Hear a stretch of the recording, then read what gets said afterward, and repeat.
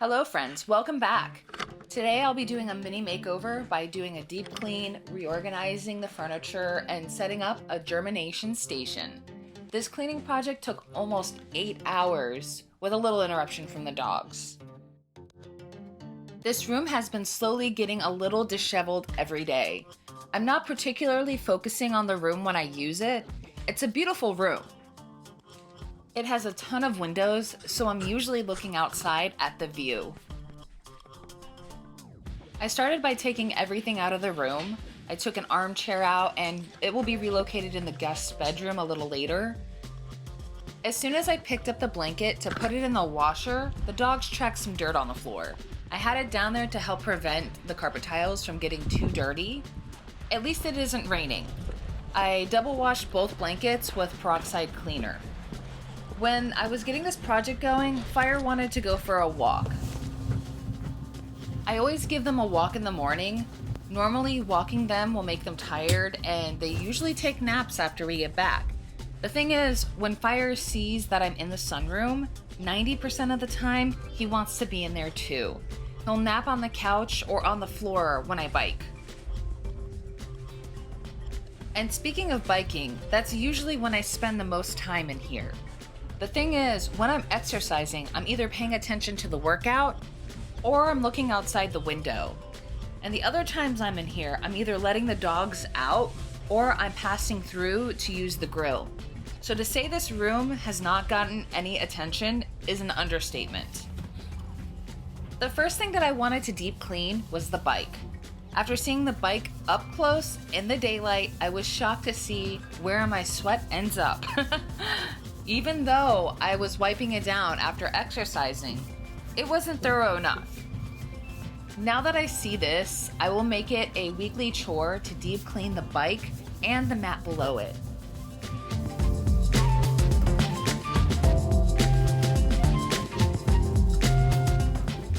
The next thing that I wanted to tackle was the nose artwork left by the greyhounds.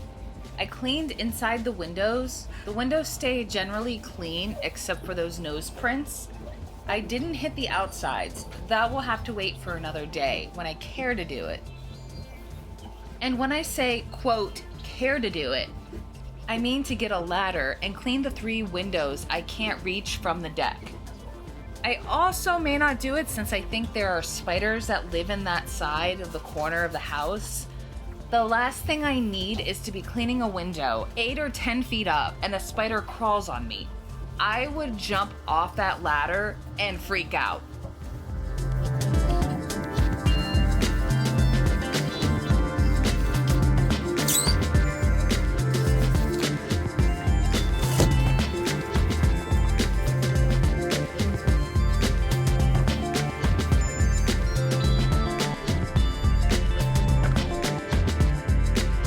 What are you doing? Huh, baby boy? What you doing back there?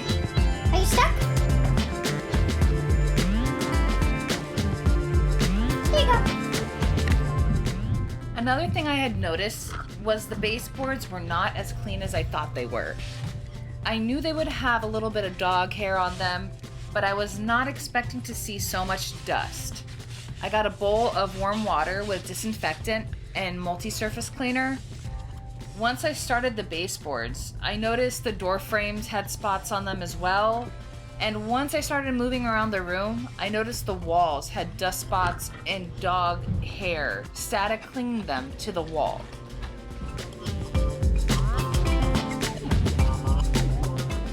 I was surprised to see how much dog hair was stuck to the walls of the room. There's nothing that is keeping it there except for, I believe, static.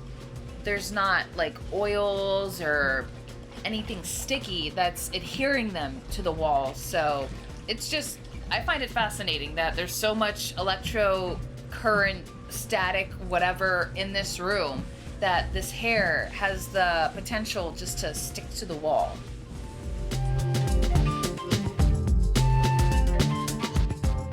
This room used to be the living room. The problem with that was there was too many windows and not enough shades. We had a problem trying to watch TV in the summer The glare was just so bad we had to turn the brightness up on the TV, and it wasn't good enough. It would always have that glare and you couldn't see dark scenes in whatever we were watching. Second, this room was an add-on, so the only AC heating duct was in the corner of the room, and it wasn't enough to keep the room cool or hot. This room is constantly 10 to 20 degrees different from the rest of the house.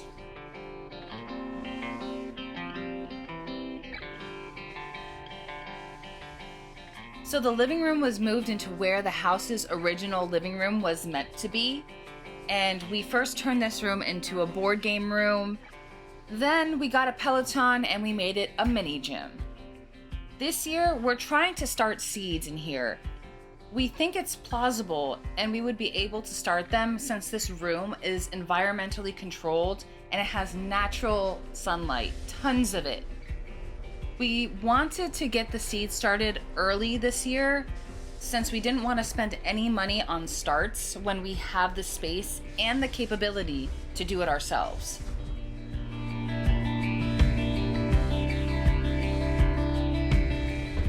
At the time of recording this voiceover, I've already started some seeds.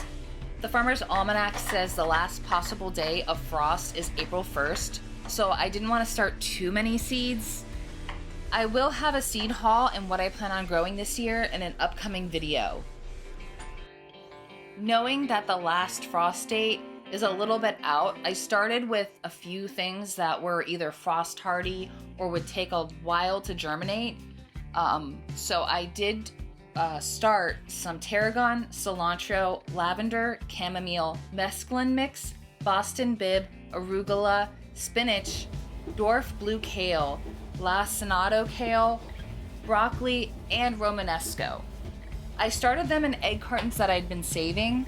I wanted them to start in smaller containers like this and size up the pots once they were germinated. Another reason is 4 of these seed packs are new from this year. The rest of them are from the last 10 years. I wanted to see if any of them were viable and would still germinate. So far, I've had sprouts come up on everything but the spinach, Boston bib, and tarragon.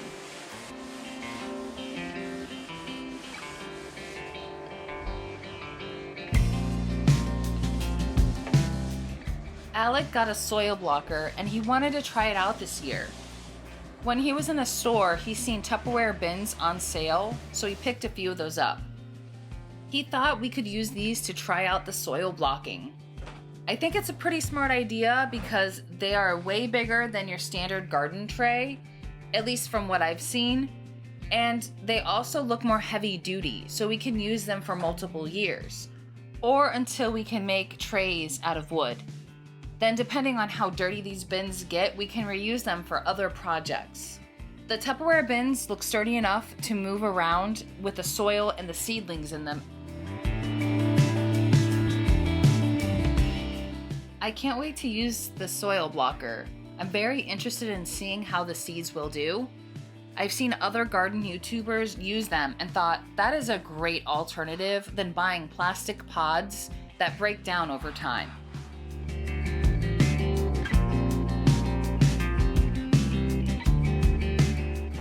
We had great success with our jalapenos and other peppers this year, so we thought we could overwinter them in the sunroom.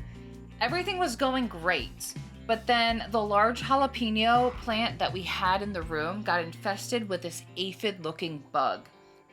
I tried to save it by taking it outside and spraying it with a mix of dish soap and water. Sadly, it could not be saved. I had to let all the plants go and completely sanitize this room before getting started on any seeds. Thus, you see this video because I wanted to just make sure there was no eggs, no anything when I started these seedlings this time. At first, I thought I could salvage the other peppers, but after I took a closer look at my Hungarian wax peppers, they were infested too. I took everything outside and let the winter night freeze them.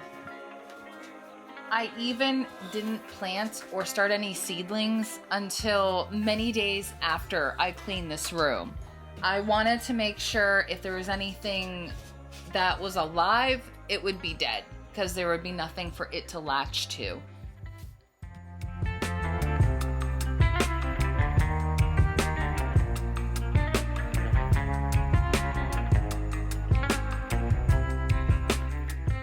I am super excited about the springtime.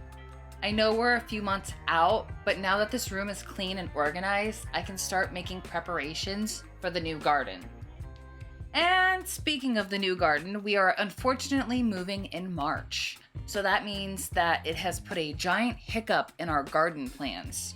We currently don't have one, especially since we don't have the blueprints or surveyor's map of the land. Hopefully that will be sent over soon.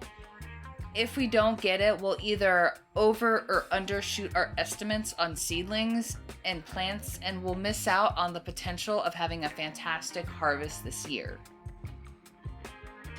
I am grateful and I thank God that we got this news that we are moving in March as opposed to July or August peak picking and processing season.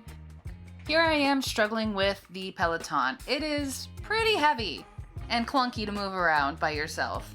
I eventually got it into a spot that was okay, but I had to move it the next day. You're in the way, bud. Excuse me.